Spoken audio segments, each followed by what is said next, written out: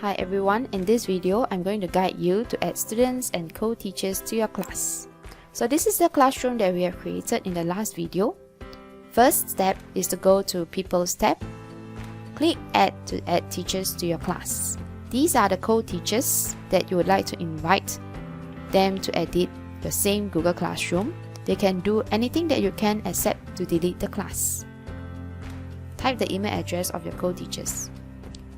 To add students, the first method is to type the email address or name of your students to invite them to your classroom.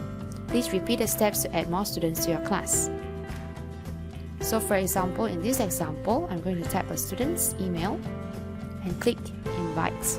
So once I've sent the invitation, the students will be able to receive my email to have the join link to come to my classroom.